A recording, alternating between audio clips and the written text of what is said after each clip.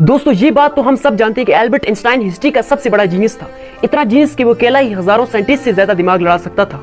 जो चीज हम इंसान समझना तो दूर की बात, सोच भी नहीं सकते, वो एल्बर्ट आइंस्टाइन ने सोची भी, समझी भी और पूरी दुनिया के लिए उसे आसान बनाकर छोड़ दिया।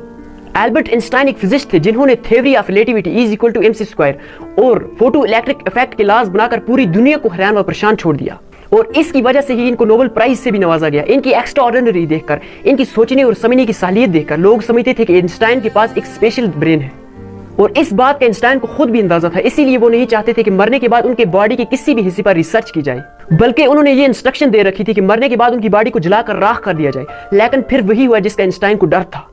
अप्रैल 1955 को प्रिंसटन हॉस्पिटल में जब आइंस्टाइन का इंतकाल हुआ तो ऑटोप्सी के लिए, यानी कि मौत की वजह जानने के लिए जो डॉक्टर आया, उसने चुपके से आइंस्टाइन का ब्रेन निकाल लिया, क्योंकि उसको ये जानने की क्यूरियोसिटी थी कि दुनिया के इतने बड़े जीनियस के माइंड में आखिर ऐसा क्या है। आइंस्टाइन का ब्रेन चुराने वाले डॉक्टर थॉमस हार्वी थे, जिनको अपने साथ होने वाले अंजाम से ज्यादा इस ब्रेन को स्टडी करने में दिलचस्पी थी। कुछ दिनों के बाद जब प्रिंसटन हॉस्पिटल को डॉक्टर हार्वी के इस अंजाम का पता चला तो उनको अपनी जॉब से भी हाथ धोने पड़े।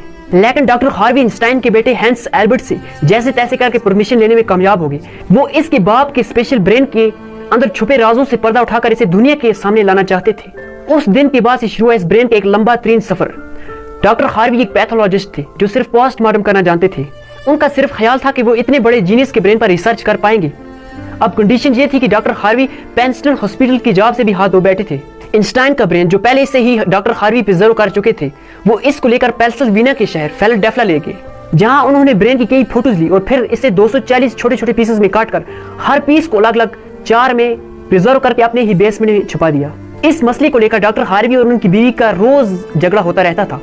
एक दिन झगड़ा इतना बढ़ गया था कि डॉक्टर हार्वी और उनकी बीवी को डिवोर्स लेकर अलग अलग होना पड़ा और डॉक्टर हार्वी ब्रेन लेकर कैंसस के शहर वेटचा चले गए, जहां वो टेस्टिंग लैब में मेडिकल सुपरवाइजर की नौकरी करने लगे। और इसके बाद वो अपने फारग टाइम आइंस्टाइन के ब्रेन पर खूब स्टडी करने की कोशिश करते। इसके बाद कई बार वो अलग अलग जॉब्स छोड़कर मुख्तलिफ शहरों में ब्रेन लेकर घूमते रहे। कई साल गुजर चुके थे, लेकिन डॉक्टर हार्वी आइंस्टाइन के ब्रेन पर कुछ खास रिसर्च न कर सके। उल्टा ही उनका मेडिकल लाइसेंस कैंसिल कर दिया गया और नौबत जहां तक आ गई कि उनके एक प्लास्टिक की फैक्ट्री में जॉब मिल गई। तभी उन्होंने पहली बार एक अच्छा फैसला किया कि वो इनके ब्रेन के अलग अलग हिस्सों को दुनिया के वन ऑफ द बेस्ट न्यूरोएथोलॉजिस्ट के पास डिटेल रिसर्च के लिए भेजेंगे। लिहाजा उन्होंने ऐसा किया। 1955 में ब्रेन चोरी होने के 30 सालों के बाद, यानी कि 1985 में पहली बार आइंस्टाइन के ब्रेन पर एक स्टडी पब्लिश की गई। इसके बाद अगले 28 सालों तक इस जीनियस ब्रेन पर न्यूरोपैथोलॉजिस्ट ने कई स्टडीज पब्लिश की और जिनमें बताया गया कि आइंस्टाइन का ब्रेन आम इंसान के ब्रेन से काफी ज्यादा डिफरेंट था। सबसे बड़ा डिफरेंट ब्रेन के कॉर्पस कैल्शियम हिस्से में पाया गया। और अब यहाँ ये जानना जरूरी है कि इंसानी ब्रेन दो अलग अलग हिस्सों में डिवाइड होता है।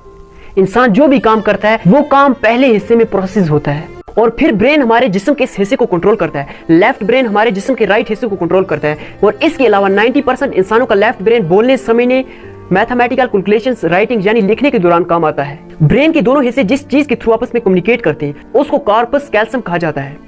आइंस्टाइन का कॉर्पस कैल्शियम आम इंसानों से कुछ ज्यादा ही बड़ा था। उनका लेफ्ट और राइट ब्रेन का आपस में बहुत ही स्ट्रांग कनेक्शन था और जिसकी वजह से आइंस्टाइन काफी कॉम्प्लेक्स प्रॉब्लम्स और सिचुएशन को इमेजिन कर सकते थे। कॉर्पस कैल्शियम के बड़ा होने के अलावा आइंस्टाइन के ब्रेन का पैटर्न भी आम इंसानों से काफी ज्यादा मुख्तलिफ था और रिसर्चर्स का मानना है कि इसकी वजह से ब्रेन में न्यूरॉन का फ्लो काफी ज्यादा बेहतर था। न्यूरॉन का काफी ज्यादा अच्छा फ्लो होने का मतलब यह है कि उनकी मैथमेटिकल कैलकुलेशंस पावर काफी ज्यादा स्ट्रांग थी। Albert Einstein complex mathematical problems को बगैर किसी पेन और पेपर के अपने दिमाग की मदद से सॉल्व करने की काबिलियत रखते थे। न्यूरॉन ज्यादा होने की वजह थी जो रिसर्च पेपर में बताई गई। जब आइंस्टाइन के ब्रेन का वजन किया गया तो उसका वजन 1230 ग्राम था, जबकि आम इंसानों का ब्रेन 1400 ग्राम होता है। रिसर्चर्स का मानना है कि आइंस्टाइन के ब्रेन की लाइनिंग काफी ज्यादा पतली थी, जिसकी वजह से न्यूरॉन्स काफी ज्यादा थे। सबसे बड़ा सवाल अभी भी वहीं पर था कि आइंस्टाइन इस स्पेशल ब्रेन के साथ पैदा हुए थे या उनके पैदा होने के बाद उनके ब्रेन में चेंजिंग आई। जांच के बाद मालूम पड़ा कि एल्बर्ट आइंस्टाइन जब पैदा हुए थे तो पैदा होने के बाद 5 सालों तक अच्छी तरह से बोल भी नहीं पाते थे, जबकि दूसरे बच्चे 2 या 3 सालों में बोलने लगते हैं। जबकि उन्होंने बोलना शुरू भी किया तब भी वो ज्यादा बोलना पसंद नहीं करते थे, बल्कि हमेशा से ही वो अपनी सोचों में लगे रहते थे। उनके पास चीजों को मेमोराइज करने की पावर बहुत ज्यादा कम थी, जिसकी वजह से उनको सिंपल मैथ के टेबल्स भी याद करने में बहुत ज्यादा मुश्किल हो जाती थी। वो मैथ और नंबर्स को लॉजिकल तरीकों से प्रोसेस करने के मास्टर थे, ना कि उनको रट्टा लगाकर याद करने के। स्कूल लाइफ में आइंस्टाइन बाकी हर सब्जेक्ट में फेल होते थे। मैथ और साइंस वो वाइड सब्जेक्ट थे जिसमें आइंस्टाइन के नंबर सबसे ज्यादा होते थे। एल्बर्ट आइंस्टाइन जब 12 साल के थे तो उनके पास एक टीचर अपनी ज्योमेट्रिक बुक भूल गई, तो एल्बर्ट आइंस्टाइन ने एक ही दिन में वो पूरी किताब पढ़कर अपनी जियोमेट्रिक कंसेप्ट को क्लियर कर दिया। न सिर्फ इतना ही बल्कि 14 साल की उम्र में वो इंटीग्रल एंड डिफरेंट कैलकुलस के मास्टर बन चुके थे।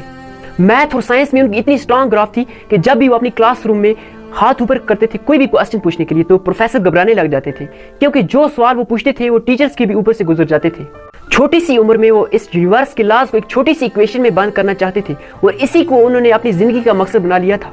26 साल की उम्र में आइंस्टाइन ने 4 रिसर्च पेपर पब्लिश करके पूरी दुनिया को हैरान कर डाला और इसी की वजह से इनको पीएचडी की डिग्री और ह्यूमैनिटी की आला किरदार अदा करने की सूरत में नोबेल प्राइज से भी नवाजा गया। इसका अंदाजा सिर्फ आप इस बात से लगाएं कि आज भी आइंस्टाइन की थीसिस के बिना साइंस बिल्कुल अधूरी है। डॉक्टर और साइंटिस्ट ने ये नतीजा निकाला कि आइंस्टाइन का ब्रेन उनके पैदा होने के बाद स्पेशल बना, जिसकी सबसे बड़ी वजह थी कि आइंस्टाइन को जब भी अपने सवालों के जवाब नहीं मिलते थे तो वो अपने दिमाग की मदद से उन सवालों के जवाब को तलाश करते थे। आइंस्टाइन का ये एक्स्ट्रा ऑर्डिनरी ब्रेन आज भी अमेरिका में द मैटर म्यूजियम में मौजूद है, जिसको बड़ी हिफाजत से माइक्रोस्कोपिक फिल्म्स में प्रिजर्व करके रखा गया है। तो दोस्तों मुझे उम्मीद है कि एल्बर्ट आइंस्टाइन के बारे में जो भी हिस्ट्री आपने जानी तो आपको बहुत अच्छी लगी होगी। अगर अच्छी वीडियो को लाइक और चैनल को नीचे रेड बटन पर क्लिक करके अभी इससे सब्सक्राइब कर दीजिएगा ताकि आने वाली जो भी नोटिफिकेशन हो इस तरह की आपको सबसे पहले मिल जाए।